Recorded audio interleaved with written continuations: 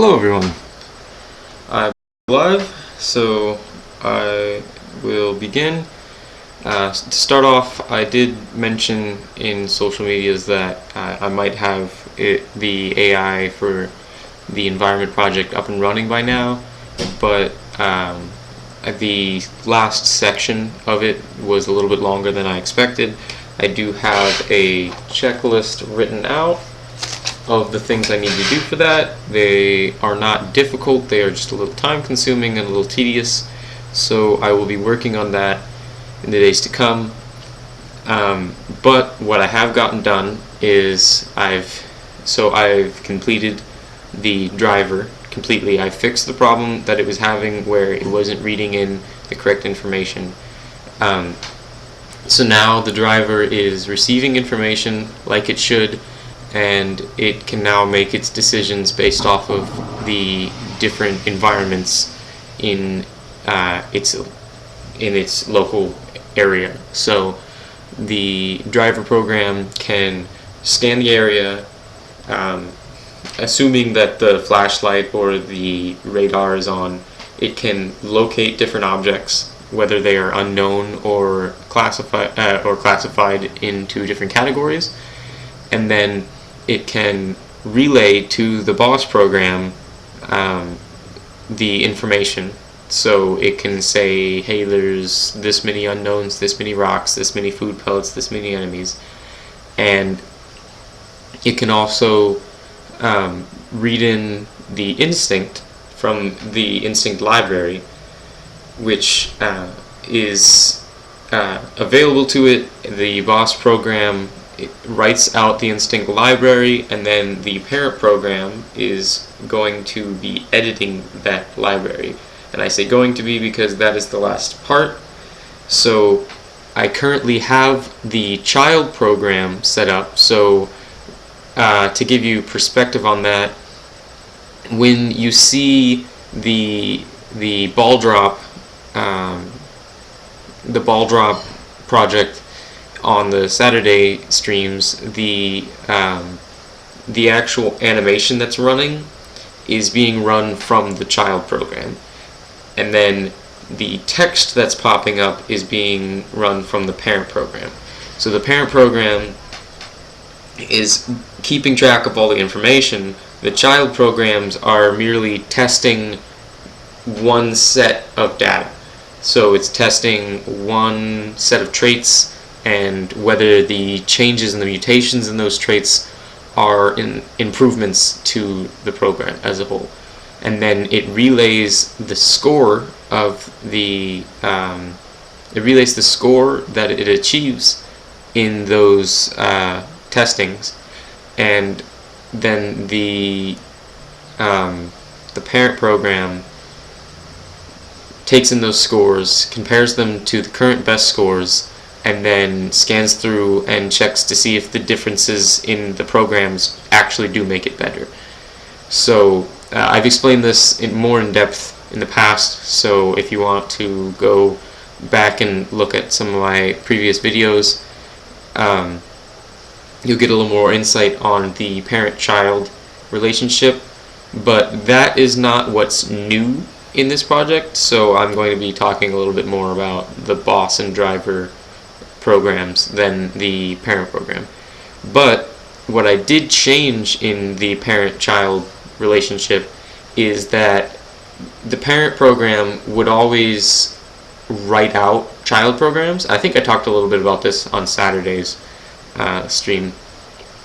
The parent program would always write out the individual child programs.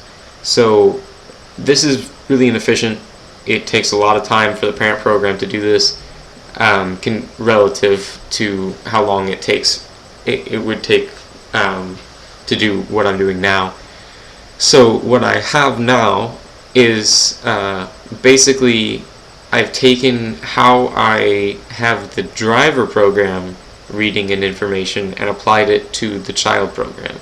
So the child program itself doesn't necessarily have the information it needs to run and test a certain set of data, but the parent program provides it with a primer, which is a set of information. So it's the file it needs to open up to read the information to make those decisions, and the local environment. So then when the child program reads this in, it when the child program reads this in, it runs through and creates a random environment in a random location and puts Jeffrey in that random, or a simulated Jeffrey in that random location, and then uses the decisions based off of where things are in that random location. So that location can be extremely high up, that location can be in the light down at the bottom, but it makes the random environment based off of how well it knows the individual objects. So if the objects are unknown, then they can be anywhere that is not in light, obviously, because if it's in the light, then the objects are visible, so Jeffrey knows what they are.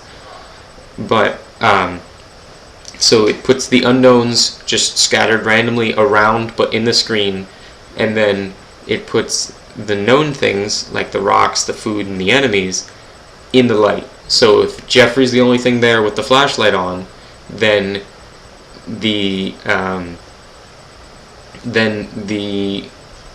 all of the enemies and food and rocks will show up. All of the ones that it is labeled will show up in the light. So it will it'll just be in the little circle. But if Jeffrey is close to the light down in the bottom corner, then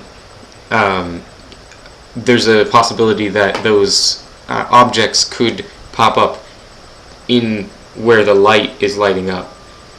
So that's the idea for the random environments, and I did test this. That's working perfectly, so I'm fairly satisfied with that. And now I have commented out the simulation portion of that. So what's going to happen is that will be happening, but you won't necessarily see it. All you'll see is Jeffrey's reaction to it, because the thing is, when you're thinking something through, if you think of it in the way that an actual organism thinks about something, it doesn't necessarily test every idea.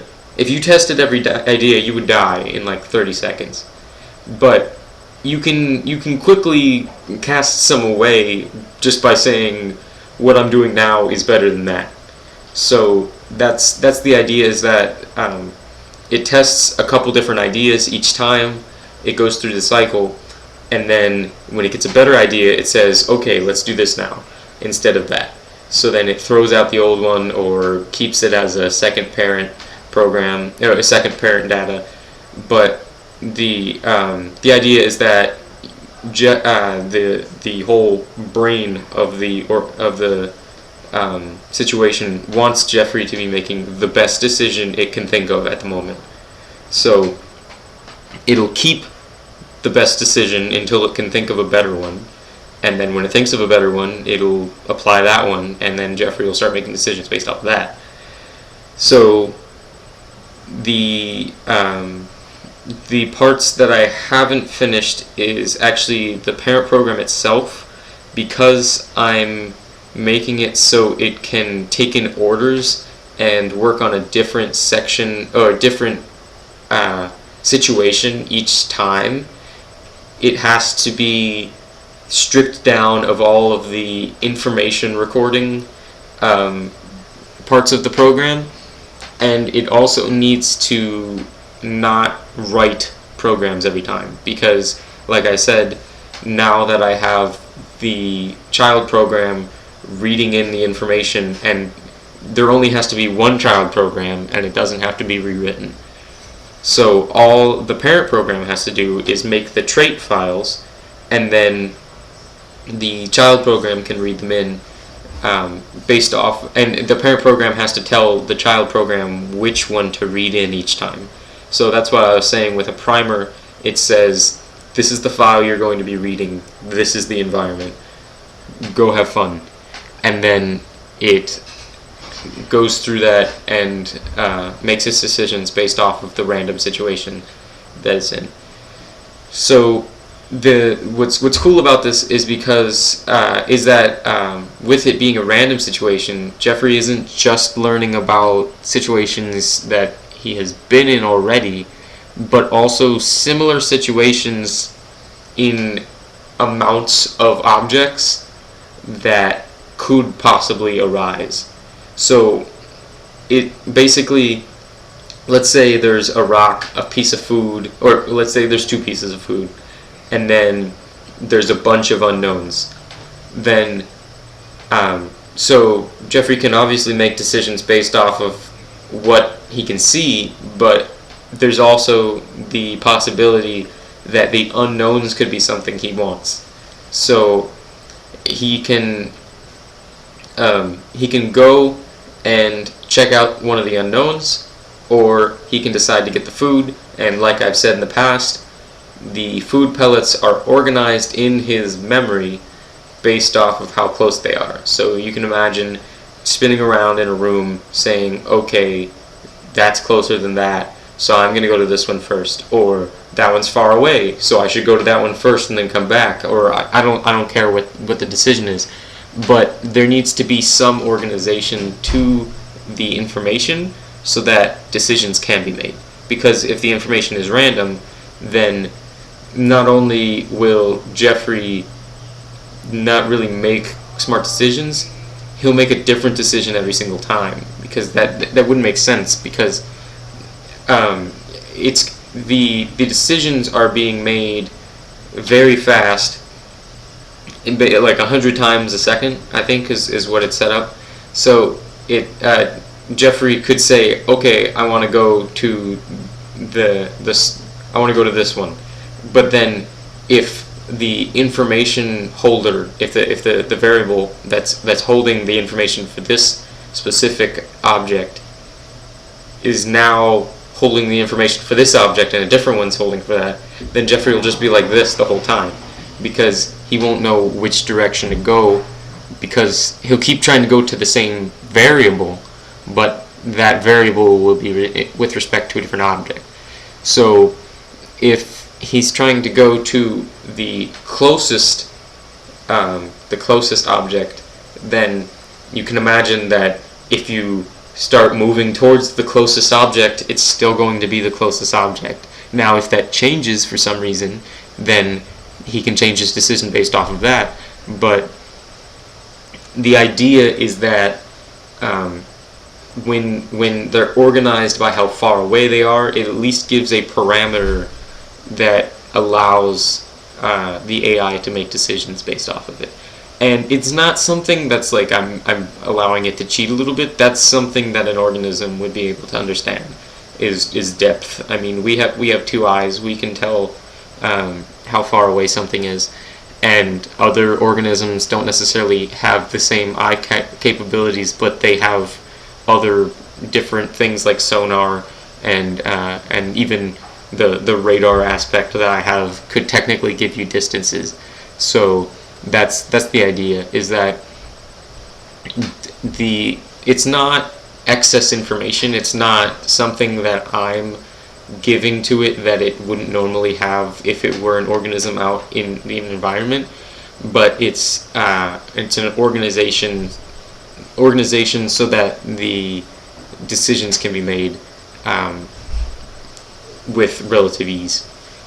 So I'm trying to make sure I'm saying everything I wanted to. So I'm working on the parent program right now, and so I said I needed to remove all of the informational stuff, because there's additions I've added in, like the variable filter I talked about with the HiveMind project.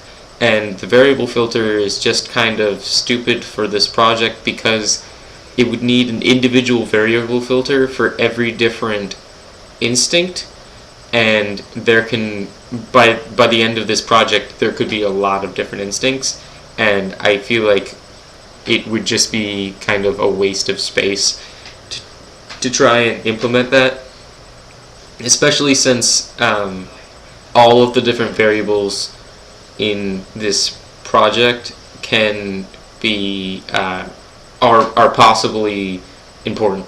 So there's possibly, like, let's say rock number 32 out of 33.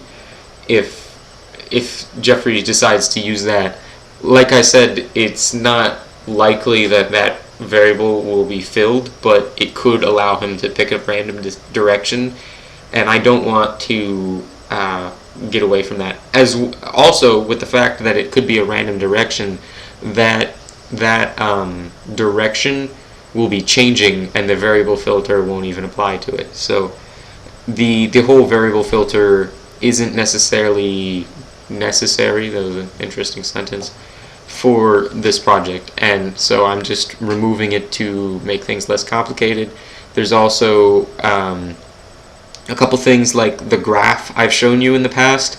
There's code in there to write that graph, and I'm just commenting out because I don't need a graph for 1,000 different instincts. I'd just like to visually see that Jeffrey is making decisions that are relatively smart. And the score, because it's a rate of score, the score will be the graph in that case. So if I want to know how well Jeffrey is doing in a certain situation, I can just look up in the top right corner because the score is there, and it'll tell me how well he's doing.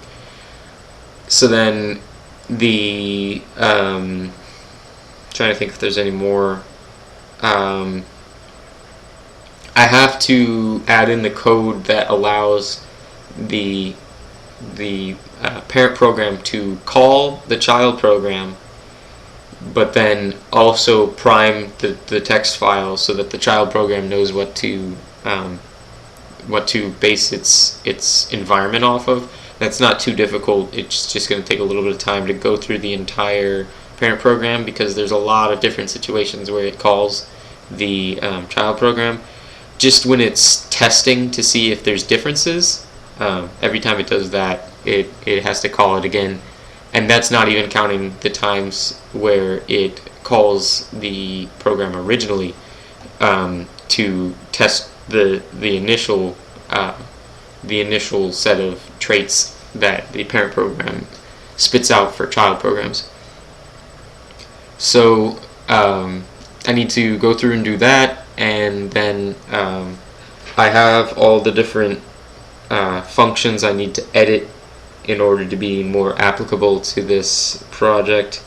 And then I also need to write something. There's only one more thing I need to do in the child program, and that is make it so that it adds the score into the data files. I don't know if I've ever shown you the data files, the trait files. It's basically the score and then a bunch of numbers, and all the numbers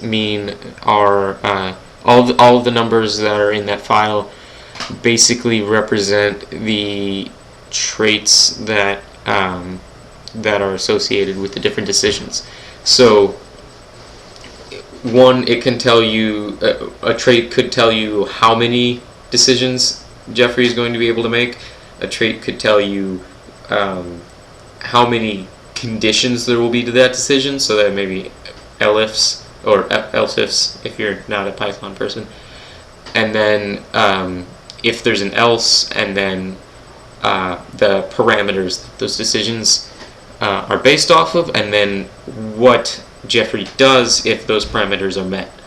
So it could be telling Jeffrey to turn on the flashlight in a certain situation, I don't know. But that's basically what the files are saying. And so, like I said, with the null file that I was talking about when I was showing you Jeffrey spinning around, The null file I've tampered with so that it doesn't turn the flashlight on automatically. Because if the boss program is setting up a file, the boss program isn't the intelligence, the boss program is just the organizer.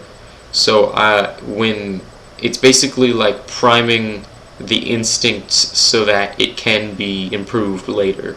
And I don't want the boss program to be saying, hey, turn on your flashlight, because it might not be a situation where you should turn on the flashlight. So the reason it's turning on the flashlight is because when I create the file, I just put a string of ones in the correct amount so that all the traits can be met without putting in numbers that aren't possible. So then, but the thing is, with ones everywhere, that just happens to be the situation where there's only one decision, and that decision is to turn on the flashlight. So I have changed that one decision to just say spin in circles, and because spinning in circles does not affect anything in a sense. It doesn't tell Jeffrey to move around. It doesn't tell Jeffrey to turn on something. He just spins in circles, which is harmless unless you're being attacked. But if you're being attacked, then you need to learn from that situation. So that's the idea. But the child program, once it is done testing the program, gets a score. And for the child program, it's not a rated score. The child program, it's a total score, because I want the average score to be better. There could be a situation where you have to do something that is worse in order to do something that is much better, and I don't want the AI to say to not go into that rivet before it's up to the higher level of intelligence. It needs to try everything. So that's the idea for having a total, because a total is basically like having an average. You just don't divide it by the number of data points you have.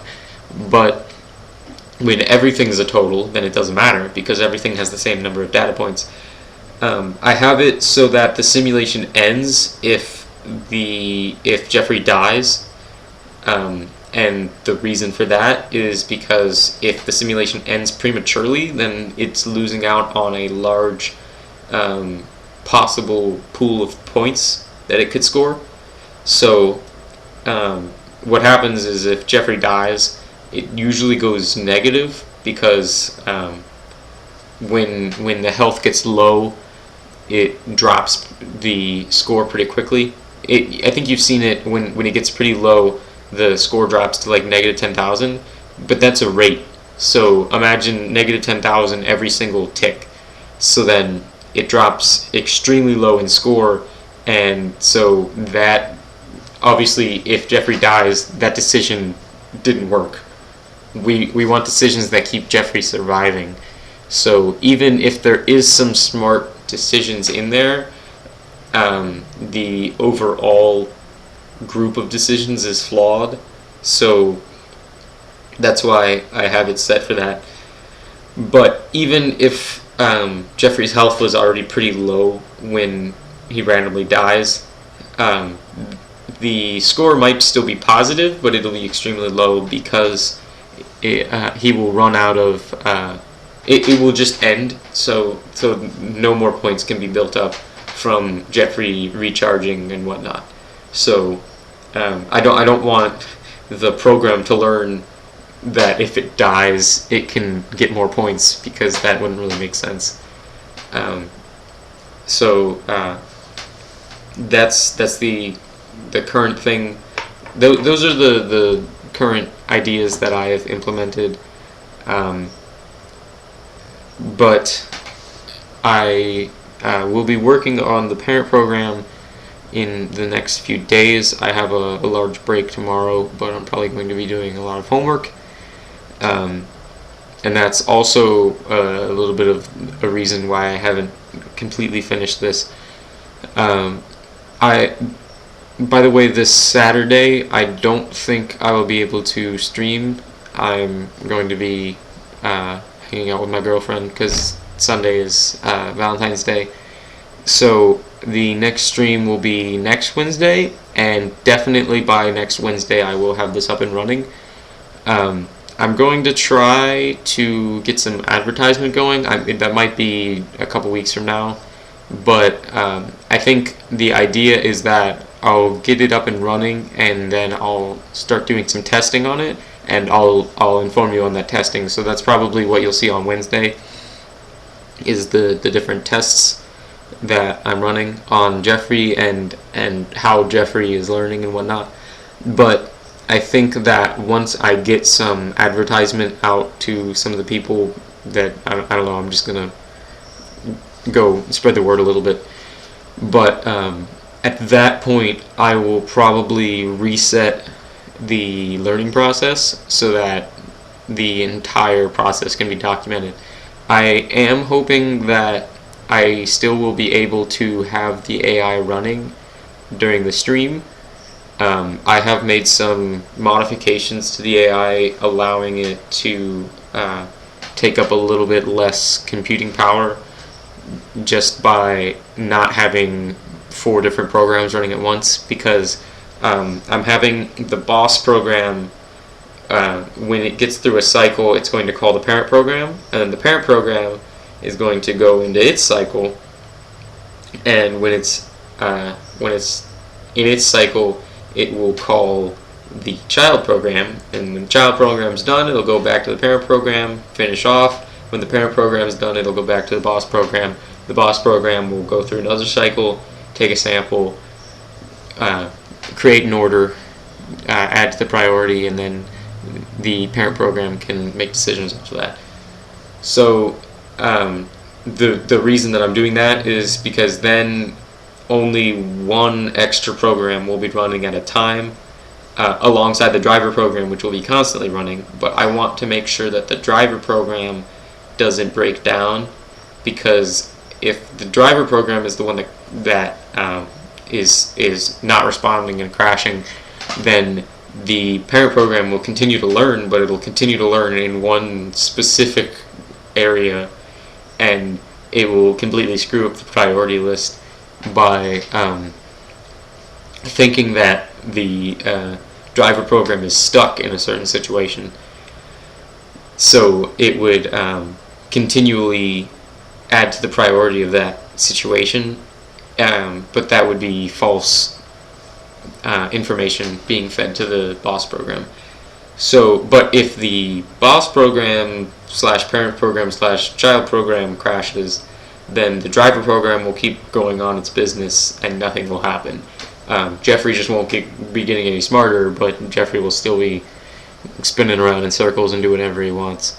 So that's the idea, is that I'm trying to set it up so that the driver program has the most protection on it, but that might be a little out of my league in terms of programming. I'm still tossing around ideas in order to get the whole thing running with little enough, with a small enough amount of processing, so that I could also stream it.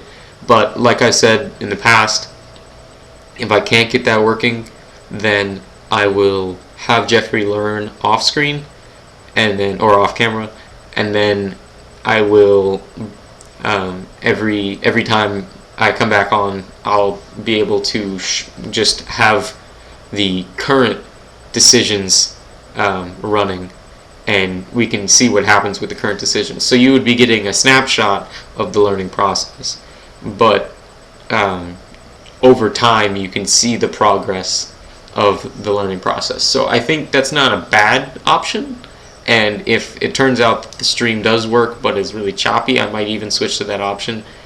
But I would like to document as much as possible with this project, so I will be trying to keep you guys updated with that. But other than that, I've been talking for a good 30 minutes here, So I'll probably be signing off. Like I said, I won't be streaming Saturday, but next Wednesday expect big improvements on this project and a lot of progress with the overall environment project, so that I'm hoping, fingers crossed, that you will be able to see Jeffrey learning on screen on Wednesday. So that's the plan. I'm gonna do my best to carry that through.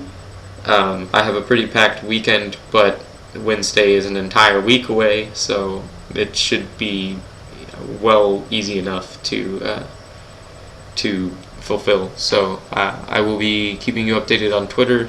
If you're not following that, go follow it. There's a link to it on my page. But other than that, thank you for watching, and I'm signing off. So thank you.